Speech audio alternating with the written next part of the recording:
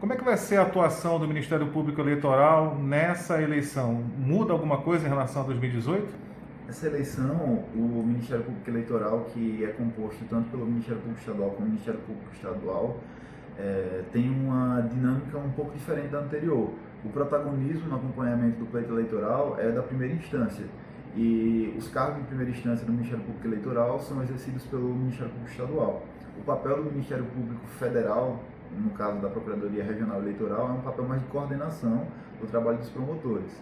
Então, a gente, junto com a Procuradora-Geral de Justiça, a doutora Ivana, tem feito um trabalho de fortalecimento e aproximação dos órgãos para conseguir que a gente tenha uma campanha sólida, sem desrespeito às normas eleitorais e, pelo momento peculiar que a gente vive, também respeito às normas sanitárias.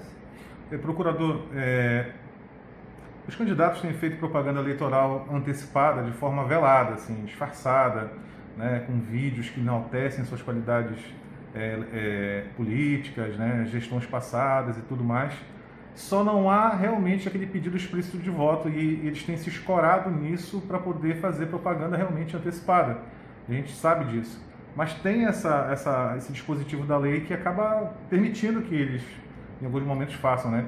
E já existe alguma mudança no entendimento da justiça, de que isso... Já existem casos, processos semelhantes, julgados de forma diferente do que tem sido julgado aqui no Amapá, por exemplo? O TSE cada vez mais tem entendido que, pelo contexto, pelas circunstâncias, se houver um pedido, ainda que implícito, de voto, seria suficiente para caracterizar a propaganda irregular.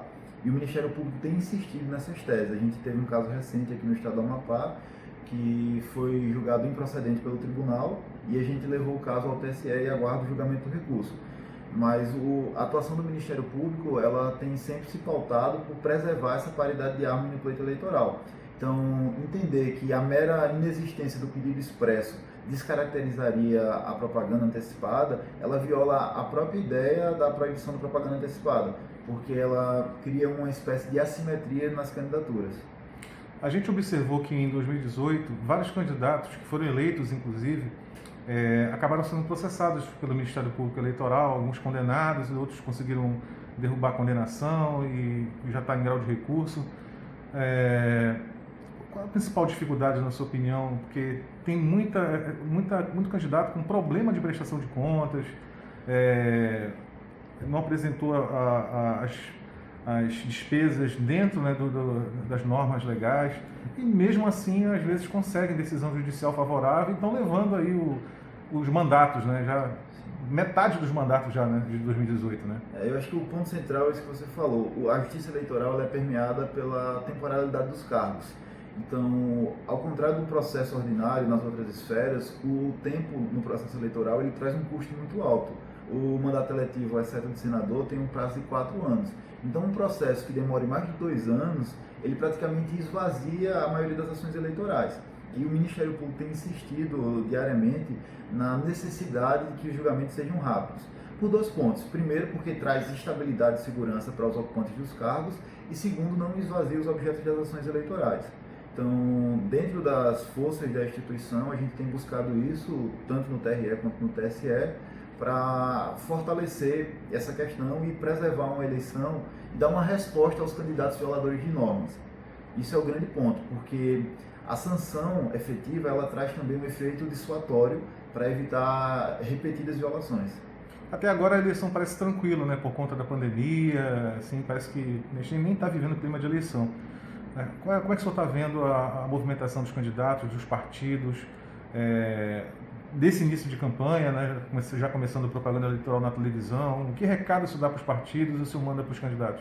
A gente vive um momento muito peculiar na história da humanidade, né? Ninguém esperava essa pandemia que nos acomete e a eleição ela não é diferente, ela foi tocada por esse evento mundial. E o principal ponto, que junto com o TRE que a gente tem tentado fazer, é o respeito às normas sanitárias. Porque ainda que não haja proibições específicas de ato de campanha que gere algumas aglomerações, a gente tem normas sanitárias e criminais que proíbem a exposição da população a esse tipo de evento.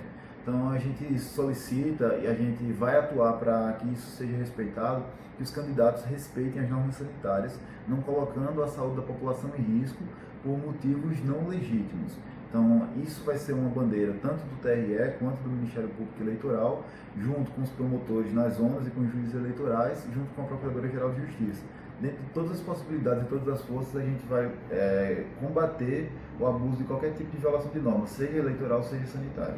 Como vai ser a atuação do Ministério Público Eleitoral, a estrutura que vocês têm para lidar com os crimes eleitorais? A gente tem uma estrutura amalgamada do Ministério Público Federal com o Ministério Público Estadual para o enfrentamento dos ilícitos eleitorais de forma lato sensu.